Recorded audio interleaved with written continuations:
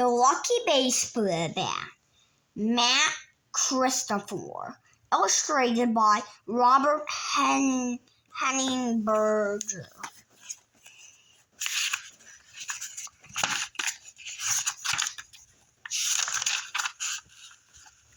The Lucky Baseball Bat by Matt Christopher.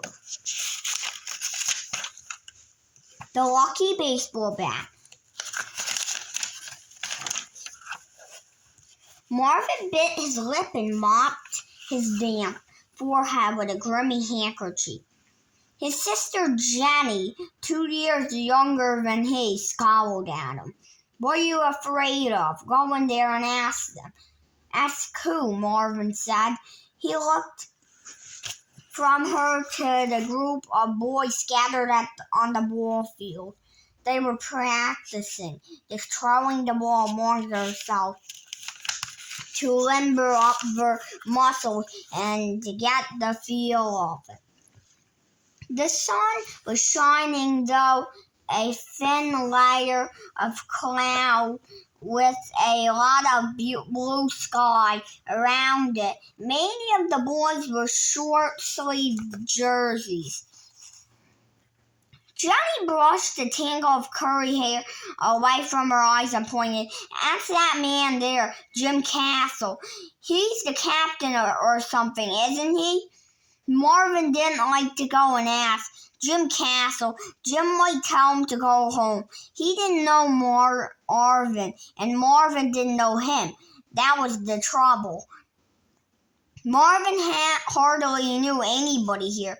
They had just moved into the city. "I think I'll just go out there with those kids and see if they'll throw a ball to me," he asked after thinking for a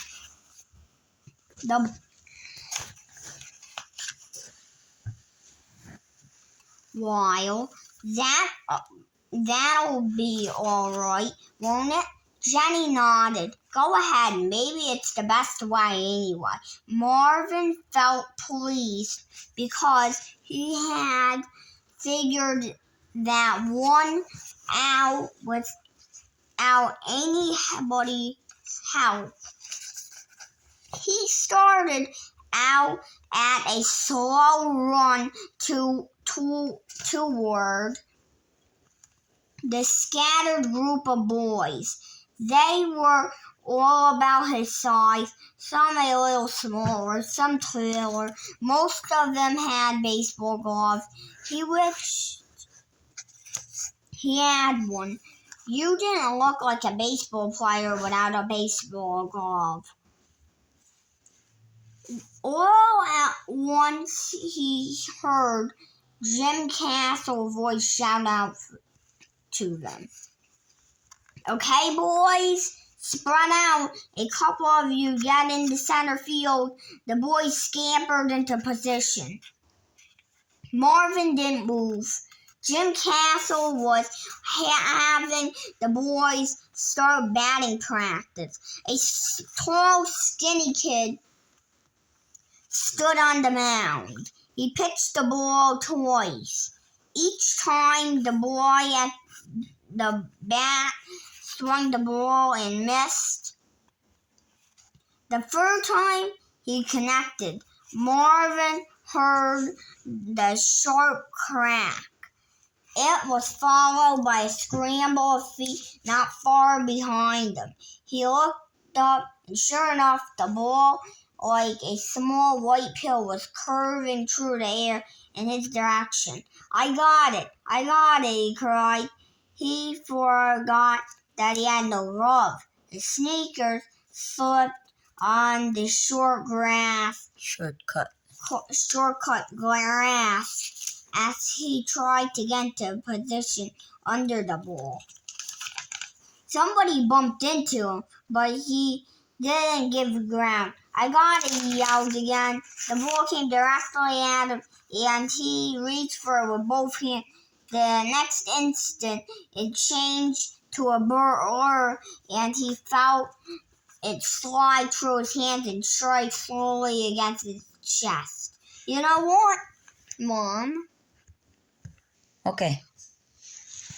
Now? His heart sank. Missed it. Nice catch, a boy sneered. Where did you learn how to play bird? Marvin gave him a cold look and shut his lips tight to keep his anger from spilling. Another boy who came running over stopped and threw darts with his eyes, too. Who do you think you are, trying to catch a ball without a glove? Next time, leave it alone, he said. Marvin looked at his bare hands, feeling his heart pound in his chest. He walked away, sticking his hands into his pocket. He could feel the hot sun burning his neck.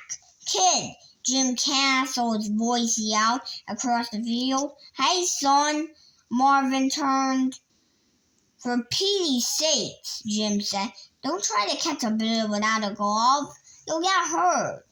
Marvin looked away, his lips still pressed tight together. Come on, he said to Jenny. Let's go home.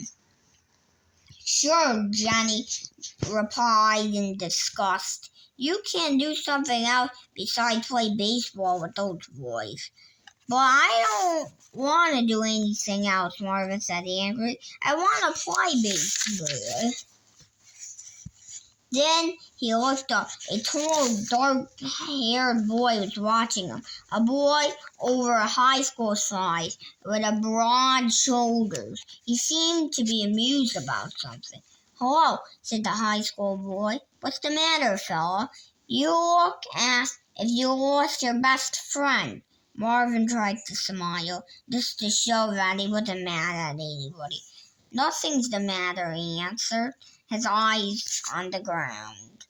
He kept walking with his hands in his pocket, his heels scraping in the dirt and pebbles. Jenny had hold of his arm, asked if whatever suffering he was going through, she was going through with him. Good. Hey, wait a minute, the tall stranger called after them, and as they started by, he caught Marvin's arm in his big fist, and Marvin had to stop. The smile on the stranger's face turned to a bigger one. You didn't answer me. What happened? Won't they let you play ball with them? I haven't got a glove, Marvin said. I'm sure I could catch those balls if I had a glove. Oh, the tall boy laughed. Marvin liked the sound and turned to look at Jenny to see what she was thinking. Her blue eyes were crinkled in a cheerful grin, and Marvin knew she felt the same way he did. Whoever this tall boy was, he was nice. Tell you what, the stranger said. My name's Barry Walton. I live about 2 blocks around the corner on Grant Street, to the right. We live a block to the left, Jenny said warmly. I'm Jenny Allen, and this is my brother Marvin. Well, that's fine. He made a motion with his hand. Come on, he said, and began to walk toward Grant Street. Where are you going? Marvin asked, wondering. To my house. I'm going to give you something. Something I think you'll like to have.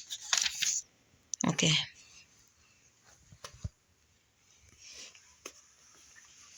When they reached his house, a gray wooden frame building with yellow shutters, he asked them to wait in the living room while he ran upstairs. He came back down a couple of seconds later, and Marvin's eyes almost bugged from his head.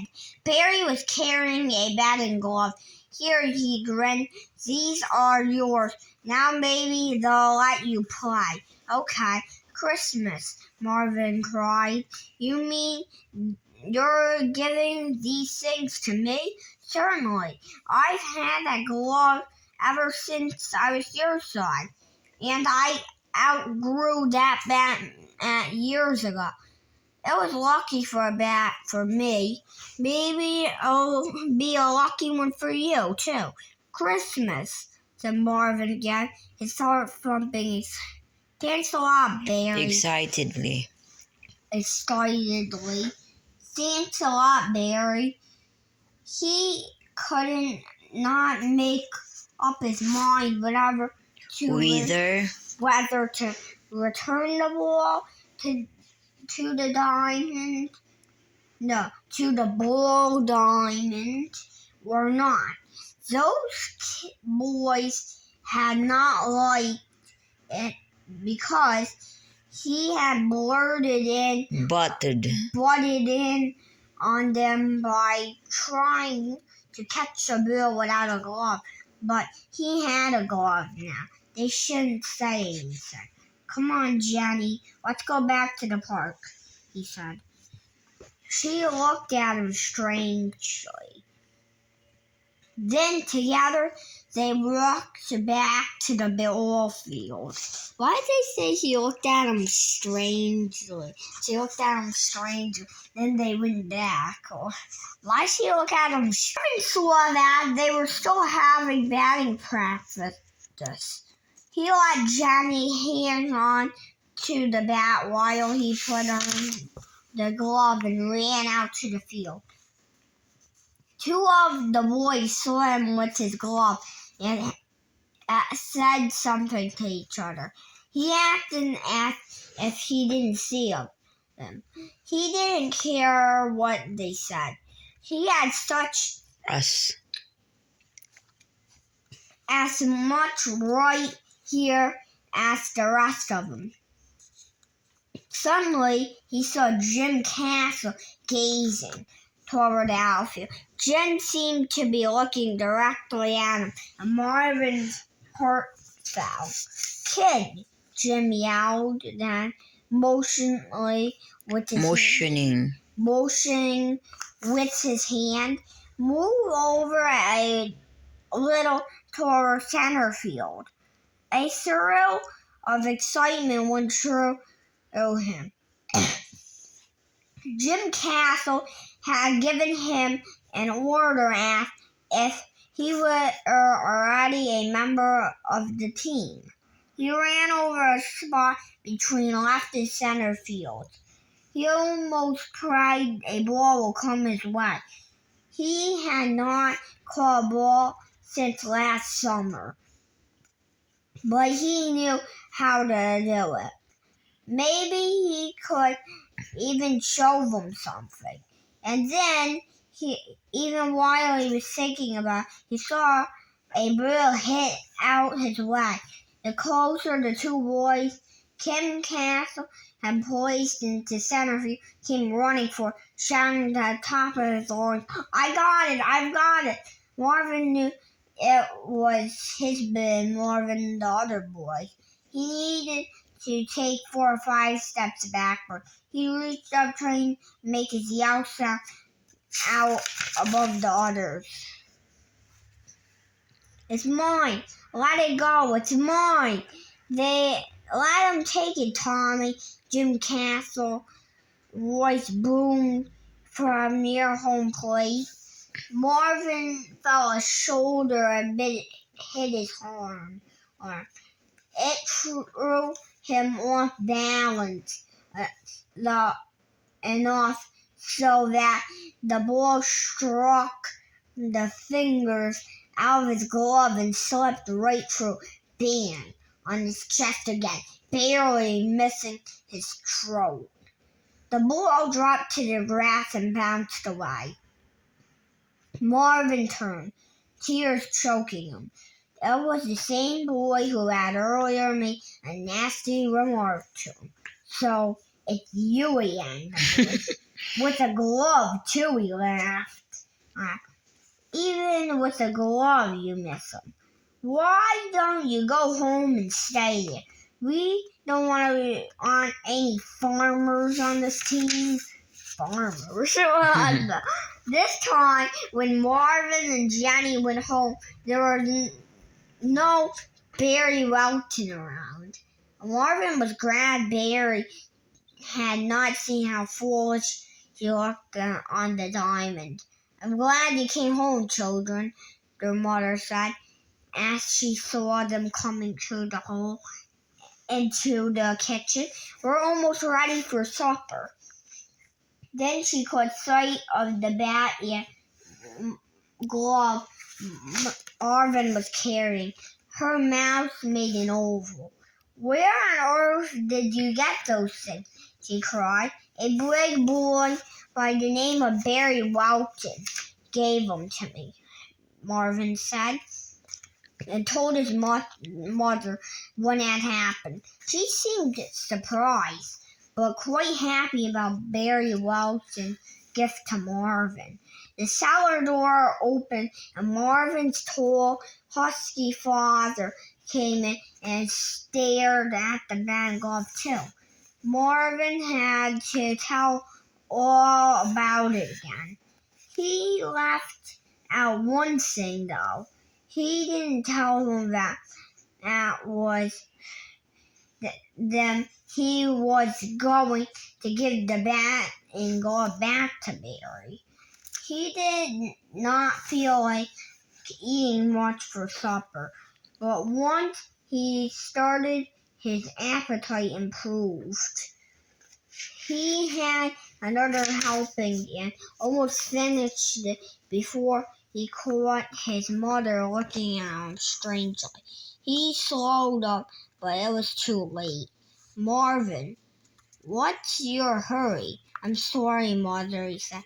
He didn't want to tell her he had baseball on his mind. Marvin went outside after supper and sat on the front porch in the shade. He expected Jenny as soon as she finished helping Mother with the dishes. For a minute, he got to thinking about Jenny. If she had been a boy, everything would have been all right. They could play baseball together and get a lot of practice and chum around like a real pals. "You can't do those things with a sister," he thought. Even though Jenny tried to be like a boy with them. He didn't know how long he sat out there thinking, but all at once he heard leather heels clicking on the sidewalk. They were coming from down the street, and even before he looked to see who was making the sound, he knew who it was. It was Barry Welton. "Hi, Barry," he greeted when Barry got closer. It was hard to smile. "Hi, Marv," Barry answered, taking it easy. Marvin nodded. "Wait a minute, Barry," he said, and went to the house. "I'll be right back." He got the bat and glove and brought them out. "Here," he said, swallowing a rump. "Take them back." "Barry, they'll never let me play baseball around here." Barry frowned. Then a grin came over his face. "Shucks now, pal. Don't go acting like that, or you'll never play ball." "Have you got a wheel in the house?" Marvin said, wondering what Barry was driving at. "Get it. We'll play a little catch." Marvin ran to the house, full of excitement. The ball was in the closet where he kept all his things. He brought it out and tossed it to Barry. "Let's go out to the side of the house," Barry said, "so that we won't be throwing toward the windows. You get over here, and I'll have my back toward the street. Just make sure you don't throw any wide balls," he laughed. "I'll try not to," Marvin said, and they started throwing the ball back and forth between them. Marvin using the glove and Barry barehanded. Marvin thrilled at the expert way Barry was catching the ball, pulling his hands down and away with the ball. He tried to do the same, only with a glove. He didn't have to do it so much. They played about 15 minutes. Then Barry said he had to move along. He'd see Marvin tomorrow. In the meantime, Jenny had come out to sit on the porch watching them. After Barry left, Marvin still wanted to play. "Jenny," he said, "how about throwing the ball to me in the backyard? I'll bat. Then after a while, you can bat, okay?" He knew she would be willing. She was a swell sister, even if she wasn't a boy. Out on the backyard, they had much more room. The lawn was bordered by a hedge on two sides. In the back, two tall elms with branches spreading out like big crooked arms would be some protection if the ball was hit that far. But it was not as much fun as Marvin had hoped. Each time Jenny threw the ball, he swung, he missed. He didn't want to swing too hard. Of course, he might hit it square and send it beyond the trees into the neighbor's yard. He might even break a window, and that he couldn't risk. So he swung only lightly. A couple of times he kicked the ball, and then in the beginning he joked with Jen. "Quit throwing those curves," he said. She would laugh, knowing as well as he that she did not have the faintest idea how to throw a curve. But then, missing the bird 4, 5, and 6 times in a row got under his skin. Sweat began to break from his forehead. He was growing warm all over, and he knew it because he was getting anxious and mad. "Marvin," said Jenny, "what's the matter? Can't you even hit it?" He took one final hard swing. If he had hit it, he would surely have sailed beyond the big elm tree, but he missed. His bat switched through the air, almost making him lose his bearings. Angrily, he threw the bat to the ground, ran around the porch and into his house. He ran into his bedroom, fell on his bed, and no longer tried to stop the tears. Go. Marvin, he heard the door open. He didn't want to look up. His face was buried in the pillow. He could feel and taste the salty wetness that he had soaked into it. The door closed, and he heard Jenny's voice. "Marv, don't cry." He didn't say anything, but hearing Jenny made him want to stop crying. He felt a warm hand on his back, rubbing him gently. "Please, Marv, I don't like to hear you cry. If you keep on, I'll probably start crying too." He rolled over on his side and wiped the tears from his cheeks with his wrist. He hated to cry. He was big now. He was ashamed to be letting tears spill all over the place. He got up. "You're nice, Jenny," murmured softly. Jenny smiled, and he thought she really was going to cry too. Then a voice called from the kitchen. "Jenny, Marvin!" They ran out to the kitchen. Their mother was in front of the mirror, brushing her hair with short pulling strokes. She smiled at him, her brown eyes sparkling. "Want to go to the movie, Shan?" "Yes." They said it almost together, their faces brightening up like Christmas tree bulbs. Well, they said, "Wash yourself and get dressed." They watched them put on their best going-out clothes. While their daddy went to get the car from the garage. By the time they were ready, they had the car at the curb and a new-looking pea green sedan. They all piled in and headed for the movie. Jenny and Marvin sat in the back seat.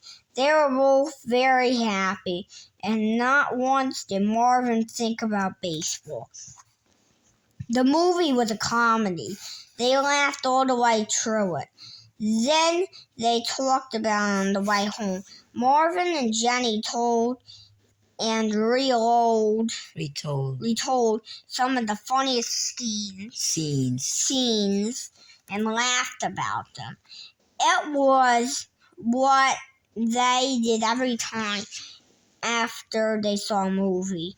After they went home and in the house, a while Marvin remembered the bat he had left outside. Quickly, he raced out the side door, onto the porch, and down the steps into the backyard. The sun had gone down, but the half moon that hung in the sky looked big and yellow, almost close enough to hang a hat on. It made the trees and the roofs of the houses stand out sharp and black. It helped him see whatever was on the ground. Marvin searched in and found around the spot where he was sure he had left the bat, but it was nowhere around. The bat was gone. Oh, Barry probably has it. Marvin could not sleep half the night thinking about the bat. He thought over and over again how he had missed Johnny's pen, gotten mad, and thrown down the bat. That was a foolish thing to do. He knew that now. He should not have gotten mad in the first place.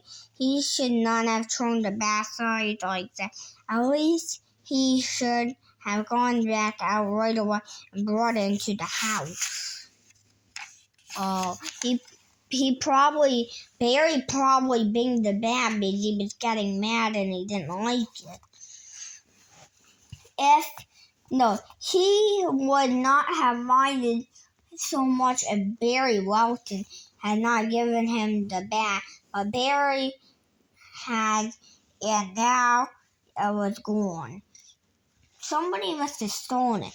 Baseball bats don't just walk away.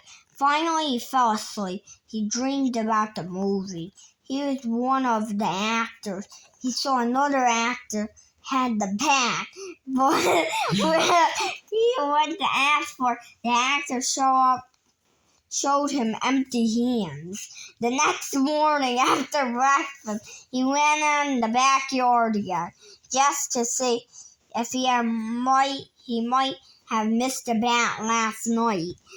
It could have rolled behind one of Mother's rose bushes or into the higher grass that grew close to the wire fence, but he did not find it. The bat had really disappeared. He walked out front. The sun shined over the rooftops, felt hot against his face. He thought about going to the park. Maybe it was too early. Maybe none of the boys would be down there yet. He could not get the thought of the bat out of his mind. What could have happened to it? Did somebody take it? But who and how? He walked up to the corner where Fern crossed the green. Down the street, he saw some boys playing with a tennis ball. He recognized one of them as Rick Savora, who lived in the brick tenement house. The porch of the tenement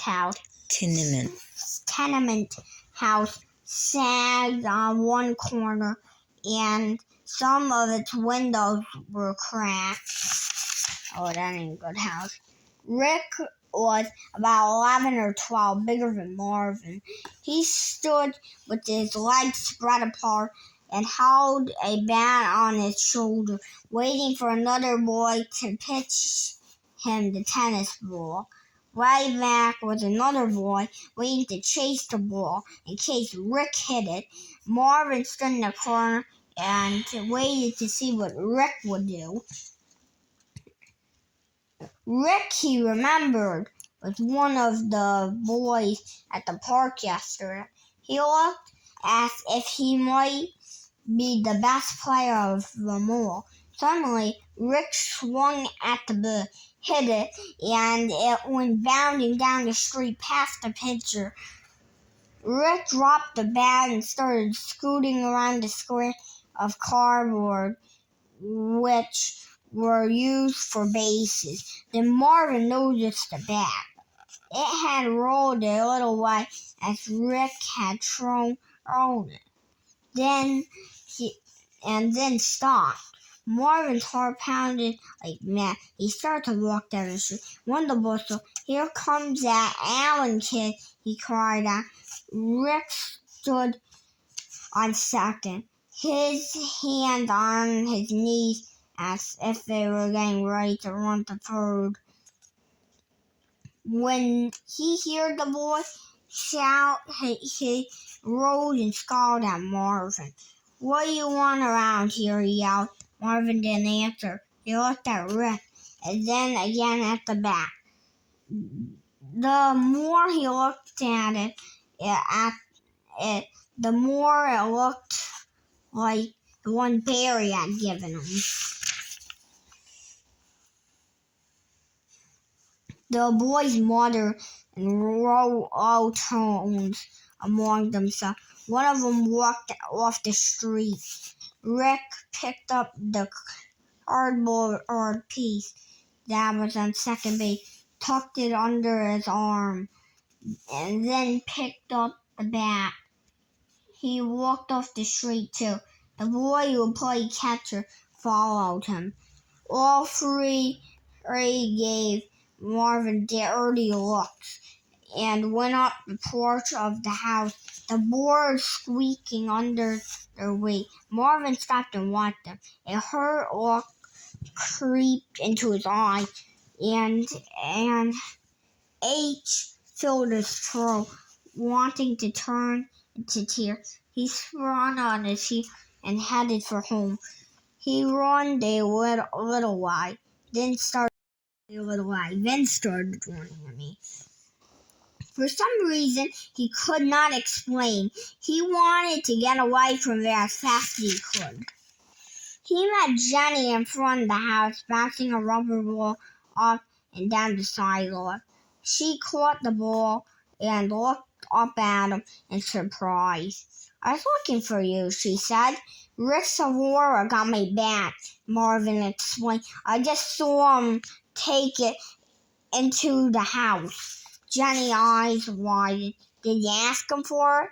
"No, I didn't get a chance. I didn't have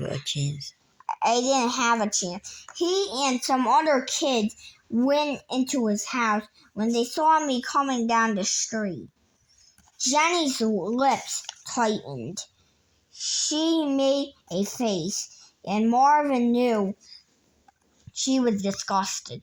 "Let's go to his house and ask him for the bat," she said. "Suppose he won't give it to me?" Marvin asked. "Then we'll tell Daddy about it." Marvin shook his head. "No, I won't tell Daddy. I don't want him mixed up in this. Let's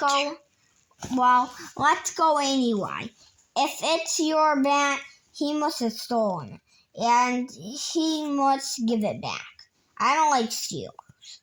Together, they walked into Rick Savarora's house. The wooden steps creaked as they climbed into the porch. Marvin knocked on the door. A lady opened. Yes, she said. She brushed a lock of dark hair away from her face and looked here from Jenny and Marvin. Is Rick here? Marvin asked nervously. Just wait, just a minute, she said. She turned around in a louder voice. Rick! Somebody to see you. In a minute, Rick came to the door. He Stop eating. He scowled when he saw who his callers were. Marvin swallowed. You were playing with my baseball bat, he said. I want it back. You're crazy, Rick snapped. I haven't got your bat. Yes, you have. You were playing it with it on the street just a while ago. A little while ago. I saw Rick's eyes blazed with anger, but Marvin didn't care. Rick had his bat and he wanted it back. Just a minute, Rick said. I'll be right back. He turned away from the door. Marvin could hear his heavy footsteps as he walked back through the house. Pretty soon, Rick returned. He had a small yellow bat with him. There, is that your bat? Marvin looked at it closely. No, he said. But that isn't the one you were playing with. You're crazy, Rick said again. You must have been seeing things. He closed the door so hard that the wooden panel shook. Jenny and Marvin turned and stared at him. Neither one knew what to say or what to do. Let's go home, Marvin said then. His voice was so weak he could hardly hear himself. He led the way down the steps. He's lying, he said to Jenny as they started up the street. His heart pounded hard now. I know he's lying. What time is it? It's 4:35. It was a little after dinner time when a black car stopped in front of Marvin as he sat on the porch. The man in the car said, Hey, Sonny, wanna come to the park and play ball? Marvin recognized Jim Castle, manager of the small boys team. He got off the porch and walked slowly toward the car. Then he saw that Jim had somebody with him, Rick Savora. Rick didn't look at him. Marvin felt a tightening in his chest. I don't think so, he said. I don't think I want to play baseball. Why not? Jim Castleball studied Marvin, asked if he could not understand why any boy did not care to play baseball. Marvin shrugged. He did not want to say that he didn't care to play because Rick was on the team. He could not tell Jim that Rick had stolen his bat, that Rick had lied when he said he had not stolen it.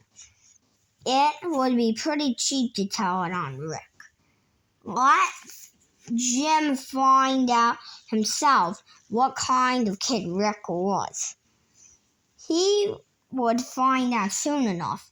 Maybe by then Marvin would have his bat back.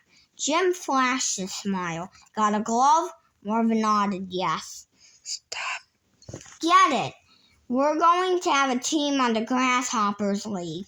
And since you're one of the boys in the neighborhood, baby will have room for you on the team. Rick told me about you yesterday. Marvin looked at Rick, but Rick still did not look at him. He turned again to Jim Castle. A Grasshoppers League? He frowned. What's that? A league we have there. There are 6 teams on it. Each team plays 2 games a week during the summer vacation. The winner gets a free banquet and goes to see a World Series game. It's something worth shooting for. Don't you think so? Christmas. Marvin's face brightened. I'll say it is. Jim's smile broadened. Now, you want to come along? You bet. Wait, I'll run in and get my glove. At the field, Jim Castle had 2 of the tallest boys both choose sides. Rick Savora chose for one side, and a red-haired boy named Lenny Moore chose for the other. Marvin was picked on Lenny's team. Then Jim Castle flipped a nickel to see whose side would bat first. Rick guessed heads and chose to bat last. Jim Castle told the boys what positions they were to play, then called off the hitters for Lenny's team. Marvin noticed that Rick was playing shortstop. He wondered what position Jim would let him play. He had never thought about playing in a league. Alright, hold on, son. Yes. And to have a chance to see a World Series game. What a wonderful thing that would be. Even Daddy had never seen a World Series game. Okay, Marvin, your turn to bat. He sprang from the bench on which he was sitting with the rest of the boys. Surprised that his name was called so soon. The second one. He picked up one of the bats and went to the plate. His heart hammered. He got into position beside the plate, tapped it a couple times with the bat. Wait for the pitcher to throw. The pitcher wound up once, twice, then raised his left foot, and brought his throwing arm around. The next thing Marvin saw was the ball coming at him and the plate. He swung, missed. Jim Castle was the umpire. Strike, he said then. Get a little closer to the plate, Marvin. You're too far from it. And keep your feet farther apart. He tried to do what Jim said. Again, he waited for the next pitch. He swung, missed again. Sweat came on his forehead. He was growing more nervous by the second. If he didn't hit, they would see he wasn't any good. And nobody wanted a ball player who wasn't good. The third pitch came in. He watched it closely. He had to hit it now. He was thinking that if he had his own bat, the one Barry had given him, it would have been a clinch. This bat was cinch. This bat was too heavy. But it was too late to think about it. The ball was here straight as an arrow, chest high. He swung. He heard the ball hit the catcher's glove. The bat carried him almost all the way around. Strike 3, said Jim Castle. Barry came up the street the next morning wearing a white T-shirt with a large yellow suit on the front of it. Marvin wondered what the T stood for. Hello, Marv. Barry grinned. You're just the fella I want to see. Marvin's eyes widened. Me? What do you want to see me for, Barry? He wanted to ask Barry about the tea, but he waited to see what Barry had on his mind. We've got a ball game tonight with Atlee Merchants, Barry explained. If you and your sister and your folks would like to go see it, I can get you tickets. Marvin's face broke in a big smile. Gee, Barry, I'd sure like to see the game. Could you wait a minute? I'll run and ask Mother if we could go. Barry smiled. Sure, go ahead. Marvin started to dash away. Then, remember, Barry, what does the T stand for? Tanton. Barry replied. Thanks, Marvin said, then tore away in a run for the big screen door. He darted inside to where his mother was ironing shirts for his father. She looked around at him while she exclaimed, What are you so excited about? Barry's out there, Marvin said breathlessly. He said he can get us all tickets to his ball game if we want to go. We can go, can't we, Mother, please? She smiled. We'll have to wait to see what Daddy says. He won't be home till tonight. His heart sank. But he'll go, Mother. I'm sure he will. Daddy loves the ball games too. She rested the hot iron on the board and put an arm around him tenderly, pressing him to her. Yes, he does, honey. I think it will be all right. Go out there and tell Barry we'll go. Oh, Mother, Marvin cried, you're swell. They sat in the grandstand amid the fans of both teams. The evening was warm with soft, conny clouds drifting lazily through the sky, hiding the sun for a minute, showing it again the next. But it was shady and cool in the grandstand. Marvin, Jenny, and their mother and father were sitting together. Marvin could hardly wait for the game to begin. Finally, the umpire cleared the field of the players who were practicing and announced the batteries and yelled, play ball. The Taunton players ran out onto the field. Marvin saw Barry run to first base. He thought he would like to play first base too. On his team, Barry looked nice in his white baseball uniform. Taunton was printed on the front of his shirt and blue letters. And on his cap was a T. Marvin sat straight on the edge of his seat. This was sure going to be a game to watch. The first player hit a ground ball to third. The third baseman picked it up, then missed the strike again. Barry's... You skip a page, I think. Oh, I did? Yeah. And... Oh, yeah. Pick it up. And threw it to Barry. Barry had to stretch way out to snare the ball in order to beat the runner.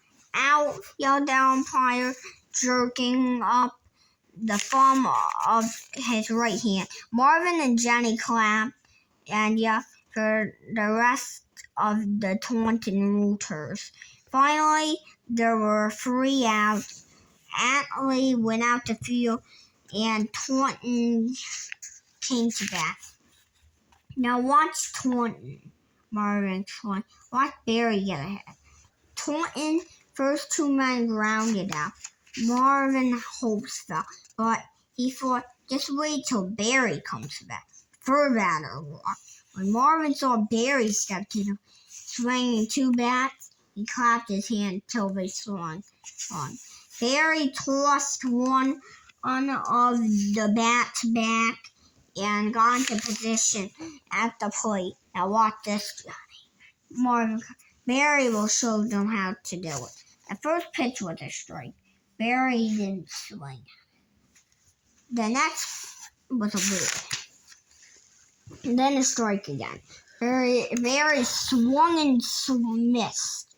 Come on, Barry, Marvin cried. Ollie, hit it. The pitcher wound up and threw again. Barry swung with all his might. The ball made a loud plop, and the catcher's gone. Strike 3. Boom, down by. Barry had struck out. Oh, Johnny sighed. Don't worry, Dad. He'll be up again. They can't hit the ball every time. Then it kept playing. Finally, it was the ace. The score was tied. Eye to eye? That's 1-1, right? 1-1. And Taunton had one man on second. Barry came to bat. Marvin watched eagerly. So far, nobody on either team had done much. It had been a pitcher's battle. There was the pitch. Barry swung a hit right over the shortstop's head. The runner on second rounded first, ran for home and scored. Jenny and Marvin jumped up and yelled till they were hoarse. The game ended 2-1. Goes to show, Daddy said in the car as they drove home, striking out didn't discourage Barry, you see. He came back and won the ball game, didn't he? You bet, exclaimed Marvin happily. The first game in the Grasshoppers League got underway at last. Marvin's team, the Tigers, were playing the Indians. Jim Castle put Marvin out of left field because Marvin was good at catching fly balls. He said the Tigers had first wraps. When Jim called off the names of the first 3 hits, Marvin was never so surprised in his life as he was to hear his name called off second. He could not understand that, because in every practice he had been hardly able to hit the ball. Kenny Stokes was the first batter. He hit the second pitched ball for a blooping fly to the shortstop. Then Marvin walked to the plate. He wished he had his own bat, but he was sure that with his own bat, he would hit. It was just perfect for him. He could not find one here that fitted him. As he stood at the plate, he felt a shiver go through. Mother and Daddy were somewhere on the sidelines watching him. He wished they had not come. He didn't want them to see that he could not hit. The pitcher threw a ball, and he wasn't ready for it. He let it go by. The umpire yelled strike. Come on, Marvin boy, he yelled. Jim's voice come from the back. Hit it when it's in there. He ticked the other one. It went sailing back. The next one. It went sailing back over the catcher's shoulder, striking the backstop screen. You're feeling it, he heard Jim shout again. He got ready for the third pitch with 2 strikes on and no balls. He was in a tough spot. His heart thumped against his ribs. He wished Jim had not put him in second in batting order. Everyone would expect Everybody would expect too much from him. Down in the 8th or 9th, or even 7th position, nobody expected you to hit every time you stepped to the plate. The pitcher wound up true. Marvin put his left foot backward, forward, lifted his bat, but the ball was coming in too wide. He let the ball by. Ball, said the umpire. But for a second, his heart stood in his throat. Just suppose the umpire had yelled strike. Now the count was 2-1. He felt a little better. The nervousness had partly left him again. The pitcher wound up, threw the ball. It came in straight, a little low, but it looked as if it might be a strike. He swung. Missed. Strike 3. Right, called the umpire. Cried the umpire. Marvin dropped the bat and walked sadly back to the bench. He did not dare to look up. He knew what everybody was thinking. Jackie Barnes was up next. He hit the ball to the left of second base. Rick Sabora followed him and hit the first one for a double. Everybody yelled. The next batter fly down, making it 2 outs. Then Chuck Stern hit a grounder to short, scoring Jackie and Rick. The next batter struck out. When the Indians came back, they scored 3 runs and went ahead of the Tigers 3-2. In the third inning, Marvin felt as nervous as he had the first time. He had marched up to the plate. Larry Munson, their tall, skinny pitcher, was up. He threw right-handed, but batted left. Something Marvin could not understand. He looked pretty gawky standing with his bat on his shoulder, his legs close together, and the brim of his blue cap bent through the middle like a triangle. The Indians pitcher threw a fast one down the center of the plate. Larry let it go, heartily lifting the bat from his shoulder. The next one looked as if it was heading for the same place.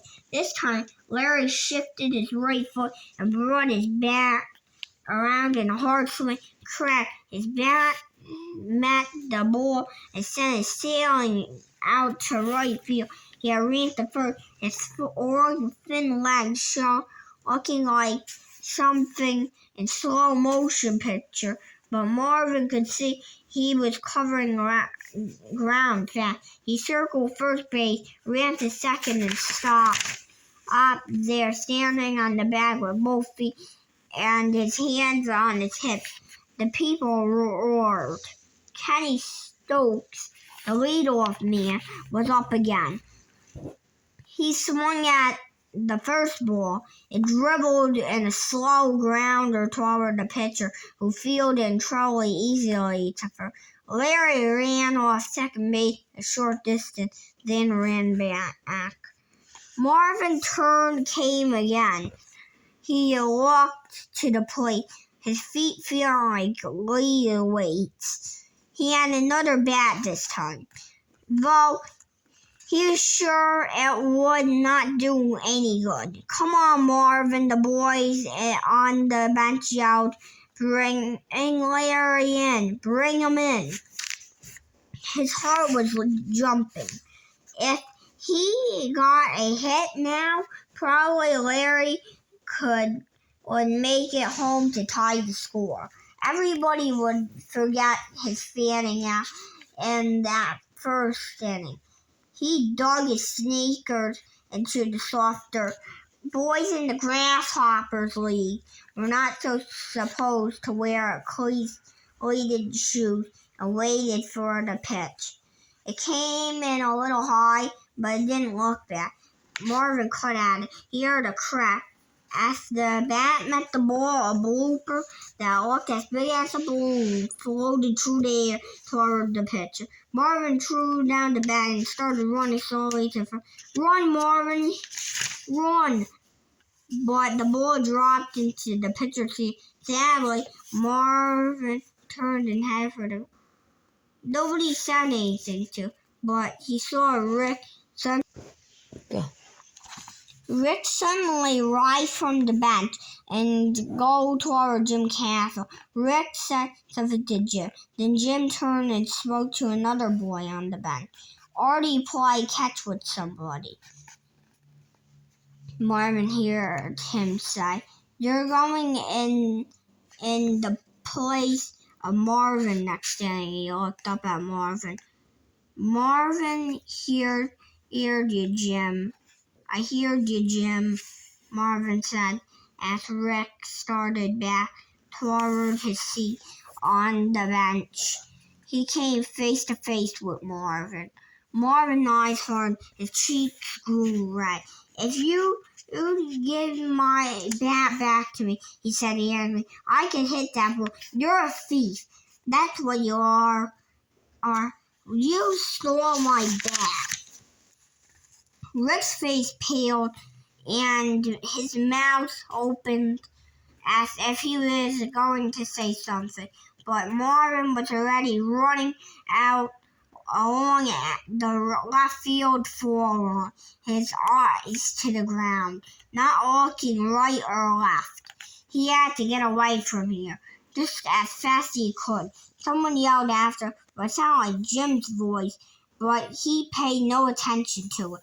He found his glove in the outfield where he had dropped it, picked it up, and kept on running. He wondered what Jenny and his mother and father would say. Well, what could they say? They could see that he could not hit the ball. It wasn't any more than right that he was taken now. He saw a fat, chubby-legged little boy run out to the street chasing after a blue and red rubber ball. He wasn't over 3 years old. A little overhead. A little towhead. A car whizzed around the corner, its tires screaming on the pavement. Marvin stared at it and then at the little boy. Sudden terror took hold of him.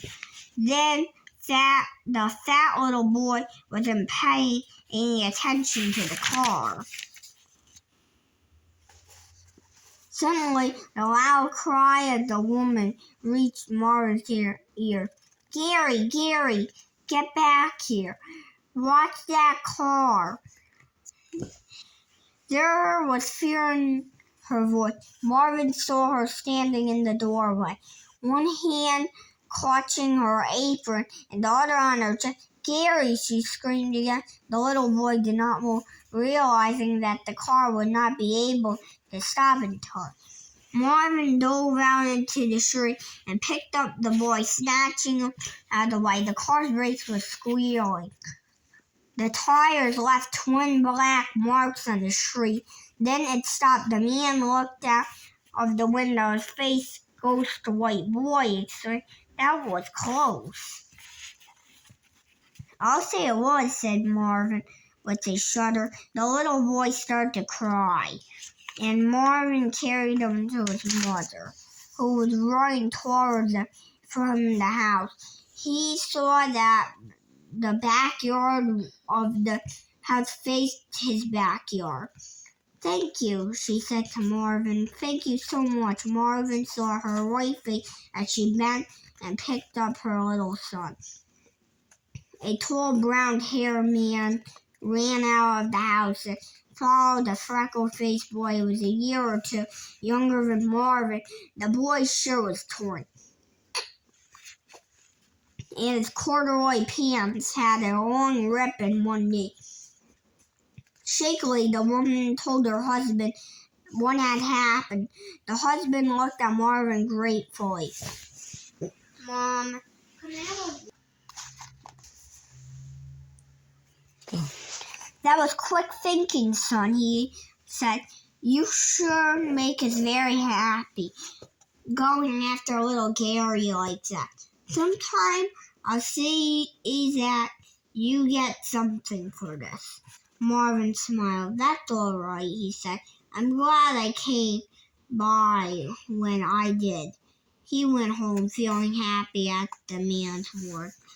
He had hardly been home 5 minutes when a soft knock sounded on the door. He knew it wasn't Daddy or Mother.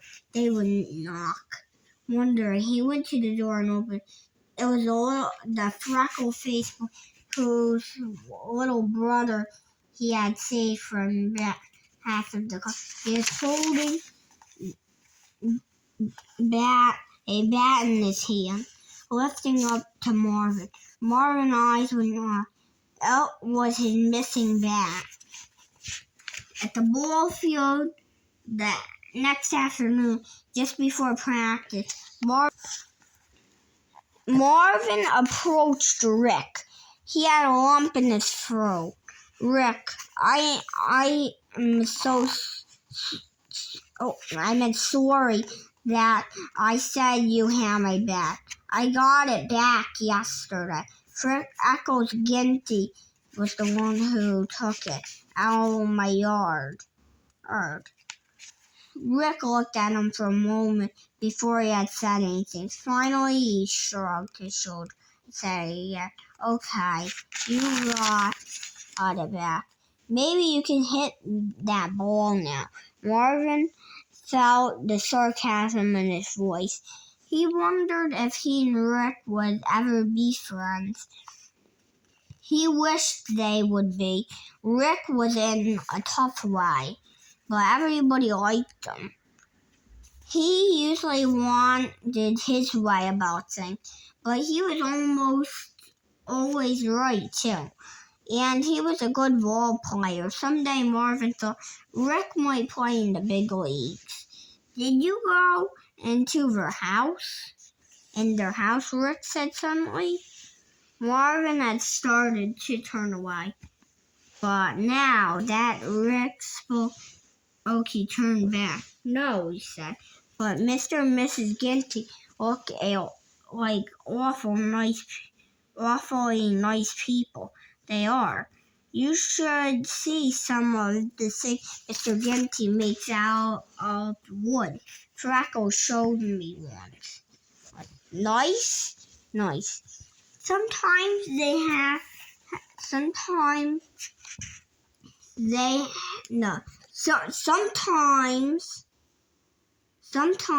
have Freckles take you in this house. "He'll show you." "I will," smiled Marvin. Thursday afternoon, they had an other Grasshoppers League game. It was with the Bears. Jim had Arctic play instead of Marvin. Artie hit a slow roller the first time up and was put down in the field.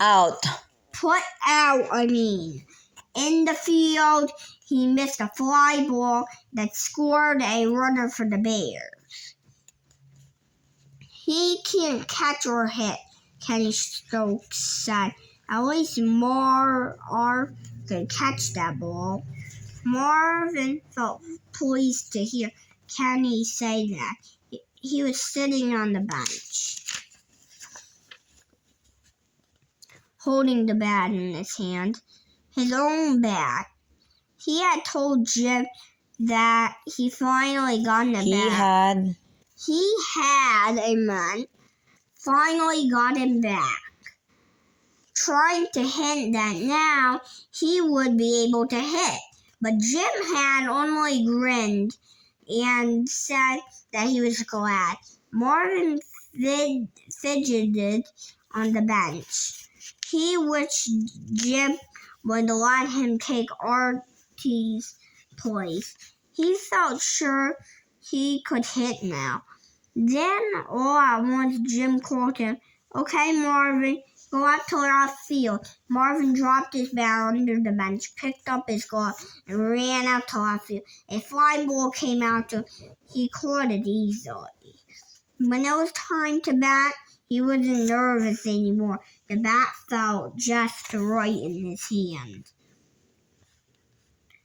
he felt good. He waited for the pitcher to throw, and the very first pitch he got for a single. The crowd yelled. He could hear Jim's voice. "That a boy, Marv. I knew you can do it." Finally, no, you can't do it. Is it can or could? Could. Knew you could do it. Finally came the sixth inning, the important moment, with the score 8-6 in the Bears' favor. The bases were loaded. Marvin again was up to bat. A hit could tie the score. A good long drive could win the ball game. Many a time Marvin had thought of a moment like this, when he would come to the plate with 3 on. Now it had really happened. Before he got into the box, he rested his bat on the ground, reached down, and rubbed some dirt into his palms to dry off the sweat. He had seen Barry do that. Then he stepped up the bat and Then he picked up the bat and stepped into the box. The pitcher stepped onto the ground, looked at the runner on third, then lifted his arm and threw the ball toward the plate. It was chest high. It looked good to hit to Marvin. He put his left foot forward and brought back his bat. He swung, and the crack sounded throughout the park as bat met ball. Like a white bullet, the ball shot over the shortstop's head. Marvin dropped the bat and scampered for first. The ball hit the grass halfway between the left fielder and the center fielder, who both ran as fast as they could after. It bounced on beyond them. 1 run scored, 2, 3. Marvin ran in from third. One of the fielders picked up the ball and headed it in, but it was too late. Marvin crossed the plate. A home run, and won the game 10-8. Woohoo! He didn't really get a home run, though. He just got in the Parker. He didn't get a home run, though. Because that was just like over the other one. The bat was lucky, all right.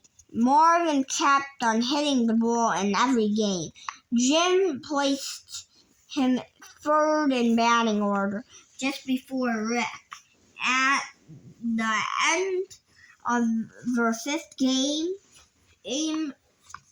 his batting average was .453 and Rick's .422. Barry Walton came to see Marvin play whenever he was playing himself. Of course, Jenny and his mother and daddy. He wasn't playing himself, of course. Jenny and his mother and daddy had never missed a ball. Then one day, Jim Castle called Marvin aside. It was after they won a game that put them in the league 5 wins to 1 loss. Marvin held his bat and glove in his hands as he looked up and at Jim. He felt very happy.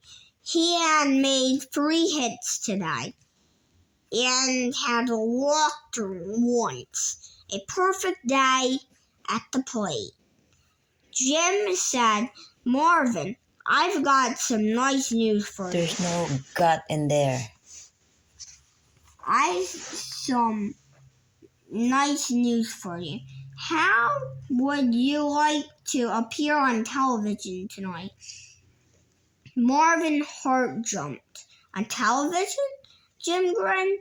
"Sports program." He called me up last night. He sees by the paper that you're hitting the ball like a major leaguer, and he would like to have you on his program. He would like to ask you a few questions, I suppose. Boy, if it's okay with my mom or daddy, I sure would. His bursting in pride when he told the news to them in the car. Their faces brightened up with happiness. Jenny clapped her hands. Wait till I tell Annie and Grace, she cried. They've got TV sets. Well, you haven't said if I could go, Marvin murmured anxiously. Of course you can, Mother exclaimed, and she pulled out a small handkerchief and wiped her eyes.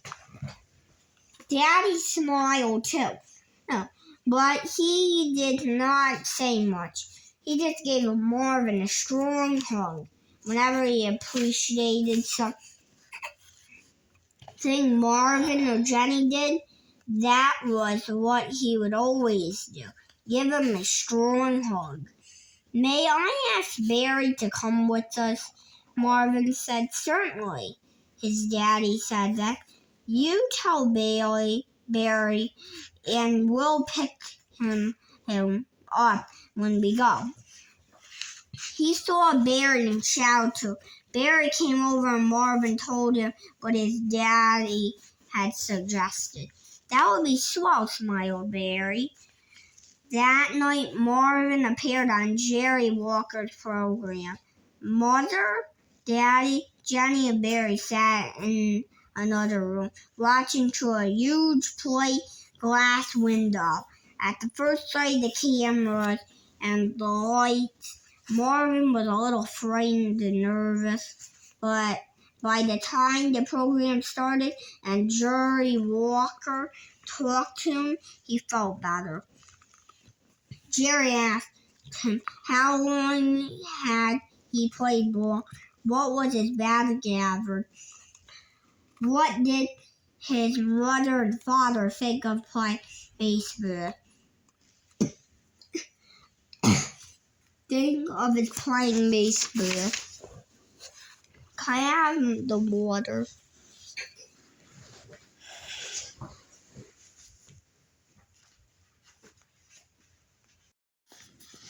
Finally, Jerry mentioned his bat. Jim Castle tells me you have a bat you won't let anybody use, he said. You must think of a lot of that bat, Marvin, he added, smiling. I sure do, Marvin answered. It's my lucky bat. When August came, the Tigers and the Bears were tied for first place. The boys were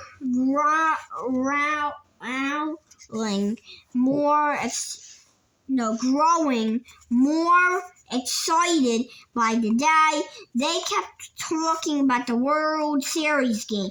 Jim Castle told them not to let the excitement of it make them forget about playing good baseball. But Marvin and the rest could see that Jim was pretty excited himself. We've 3 more games to play. Why did they say have? That doesn't really make sense. But Jim said we must win 2 out of those 3. If we win, we're in. They started playing for the first of the 3 games. For the first 2 innings, neither team scored. Then the Bears got on by a bunted ball that caught the Tigers off guard. It must have worried the Tiger pitcher, Larry Munson, because he walked the next man. The third batter hit a single that scored 1 run. The next batter hit a double to make the score 2-0. A fly went out to left field that Marvin caught easily. The next hitter being the liner toward Billy Weston at third, who caught and threw it to second. The runner on second started to run, thinking it was going for a hit. He didn't get back in time. The second baseman touched the base and the runner was out. In the fourth inning, the Tigers scored 2 runs to even it up. It stayed the way till the first half of the sixth. Larry was the first batter and got a single, and a nice one over for first base. Teddy Stokes walked. Then Marvin came up, and everybody cheered. He swung at the first pitch, missed. The next one was a bird. The third one was in there. He swung hard and hit a neat single, but something terrible happened. The bat broke in two. One piece he had in his hand, and the other was flying out across the ground toward third base. Marvin did not know what to do. Without his bat, he was sure everything would be the way it was before. He would not be able to hit again, and Jim would take him out of the game. There were only 2 games left to play. The Tigers had won one. They must win one more. If they lost the next 2 games, their chance of seeing a World Series game was gone. It was a cloudy day. Marvin stayed inside the house most of the time. He did not feel like going out. He did not feel like doing anything. He wished the baseball season were all over so that there will be no more ball games.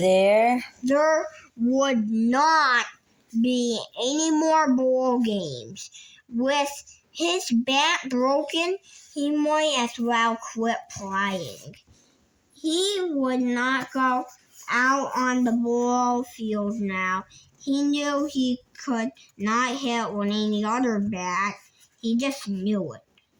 It isn't the bat's son, his daddy said to him. It's you. You've got it in your head that you can't hit with any other bat, but you're wrong.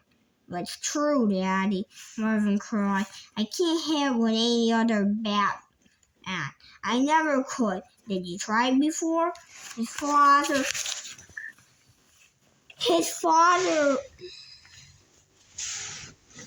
didn't I try it before?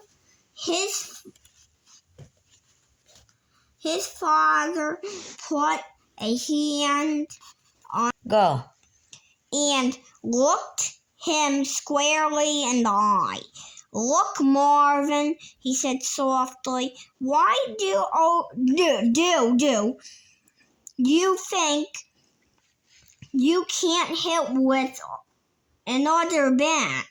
And still, you were able to hit with the one Barry gave you. Marvin struggled. I don't know. What? Shrugged.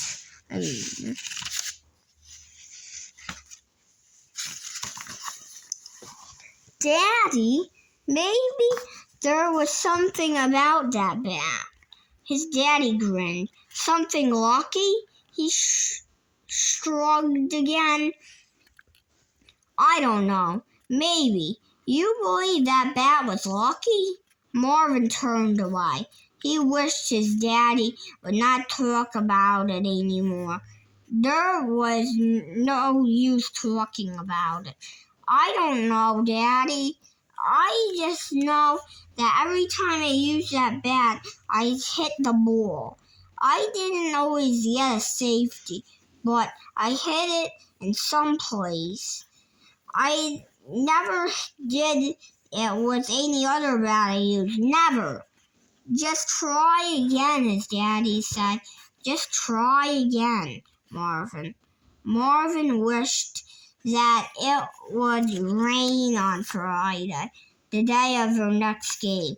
In the morning, it looked as if it was going to rain. But in the afternoon, the clouds cleared away and the sun came up bright and hot.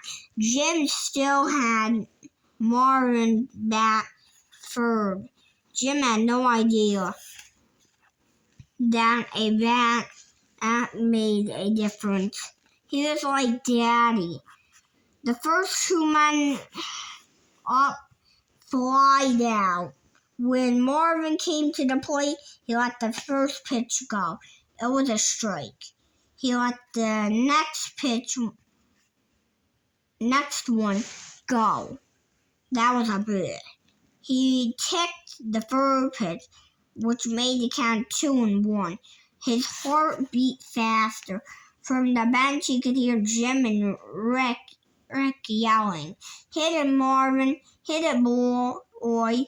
The fourth pitch came in. He swung and struck out. Marvin dropped the bat and ran to the bench after his glove. "Never mind that, Marv," Jim said. "You'll hit it the next time." Marvin didn't say anything. When the next time came, he would strike out again. Jim wouldn't find that out himself.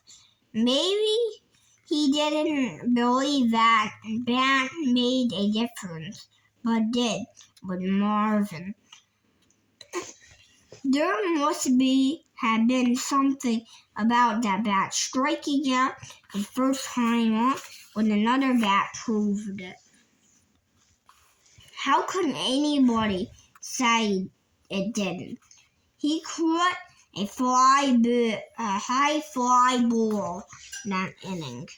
The crowd cheered loudly, but it did not make him feel any happier.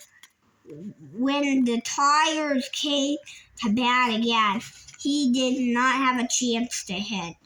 The Bears pitcher was too good. He threw hooks that fooled the Tigers hitters.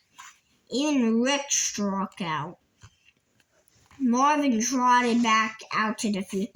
That first inning had surely gone fast. The first Bears hitter stood at the plate and hardly shook the bat off his shoulder. Hardly.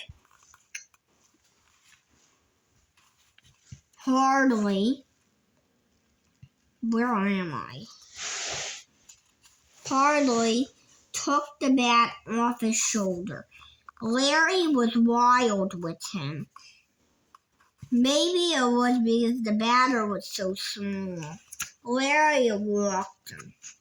The next batter hit a ground ball that Kenny missed at short. It rolled to the outfield. Marvin and the center fielder dashed after. Marvin picked it up and threw it to third. Now there was a man at first and second. Marvin returned to his position in left field and wished no more ball would come out. Crap. Larry's first pitch was a hit for a long fly. It was coming Marvin's way. Marvin got his eye on and watched it sail into the blue sky. He stepped back a little, then forward, then back again. The ball seemed to be zigzagging. Then suddenly it was curving downward. It was falling fast, dizzily. Marvin put his gloved hand. The ball hit the heel of his glove and dropped to the ground. A roar burst from the crowd, died quickly. Marvin bent, picked up the ball, and headed it to the infield. A runner was cheering for home. Another was already on second. The shortstop got the ball and threw it home, but the runner had already scored. The man on second raced to first. The catcher saw and whipped the ball to first. It sailed over the first baseman's head to the outfield. Marvin went after it. He took his time. He saw that the runner on third was already halfway home. 3 runs, because he had missed that fly ball. A lump formed his chest and grew into a big knot. The game ended 7-4 in the Bears' favor. 1:00 Saturday afternoon, and Marvin was still home. The game was scheduled to start exactly 1:30. He used to get there at 12:30, or even a few minutes before. Today he did not care. Today he did not want to go at all. He had lost the ball game for the Tigers yesterday by missing that fly ball. He had struck out twice here. He had hit the ball twice too, but they were grounded right into somebody's hands. They were not hit. Mom, I need to go to the bathroom.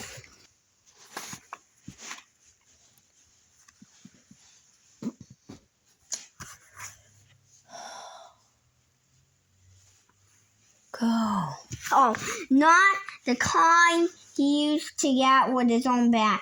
That bat was lucky. No matter what Daddy or Jim or anybody said, he had never been so as good as people said he was. The credit belonged to the bat. Nobody had known that but Marvin. Maybe now they'd find out where the credit had really belonged. His daddy appeared at the living room door. A frown crossed his forehead, as if he was surprised to see Marvin sitting there. Marvin, I thought you had gone to the field. Marvin met his eyes and looked away. His heart started to pound. I'm not going to the game, he said. Why not? Because I'm not good. I can't hit. I can't feel. Jim just lets me play because I used to be good. That's no way to talk, son, his daddy said, smiling. Jim lets you play because he knows you're good. You're just thinking about that bat again, and you're wrong. I wish I could understand that. The doorbell chimed, clanged, and his daddy went to answer.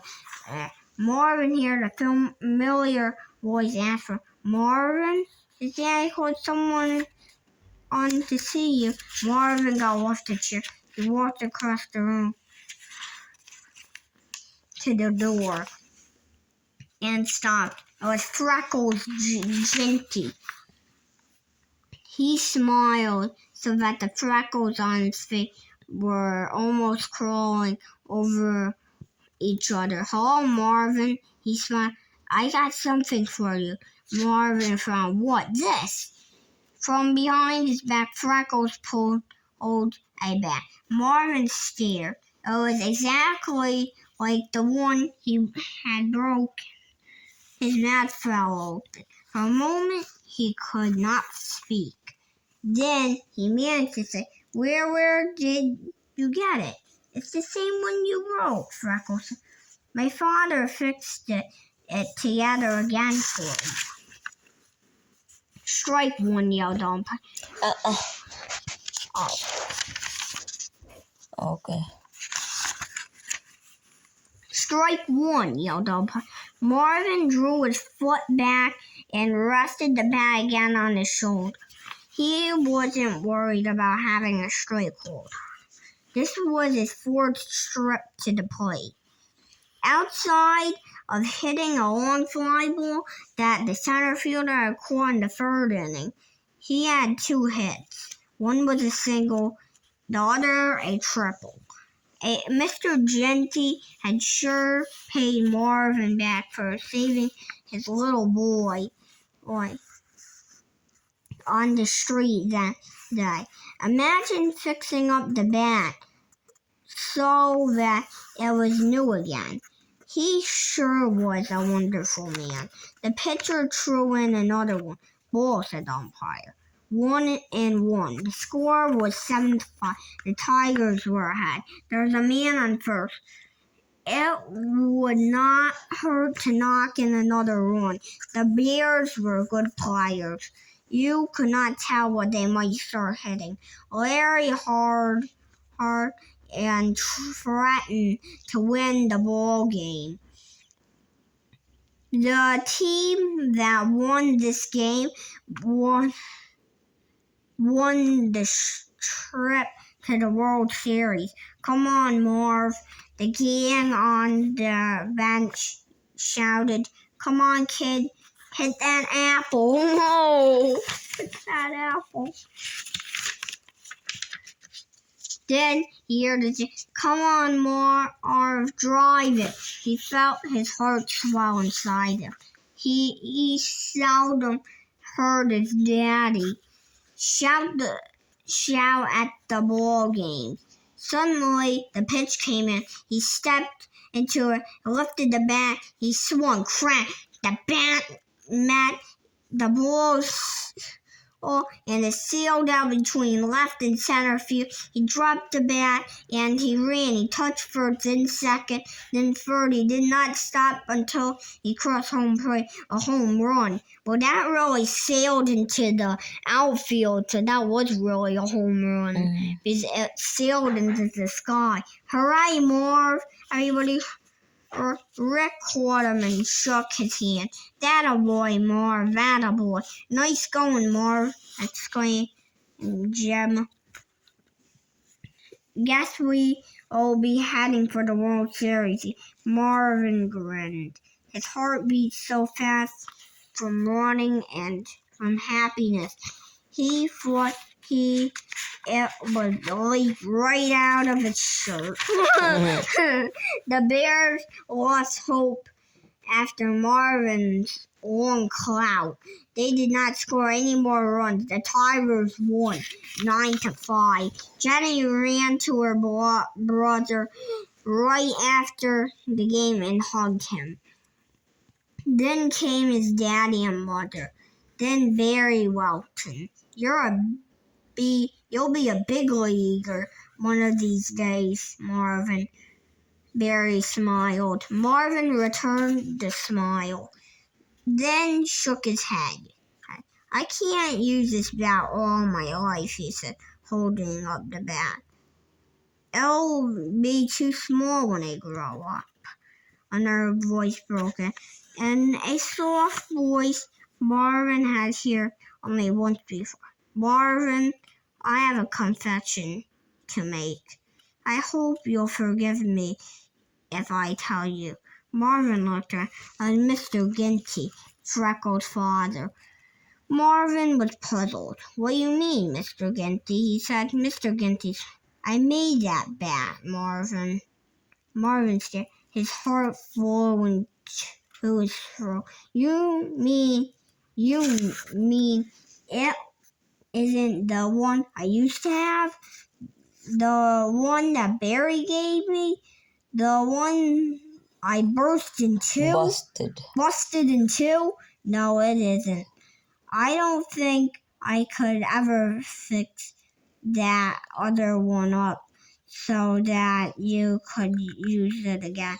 This is a brand new bat I made it myself, just for you. Marvin swallowed hard. He put out his hand. Mr. Ginty took it. Thanks, Mr. Ginty. Thanks a lot, Marvin cried. Then he turned to his dad. He could barely see him through the tears that burdened his daddy smiled back. You see, he wasn't. It wasn't the bat, was it, son? He said. Marvin shook his head. It was himself, all right. See?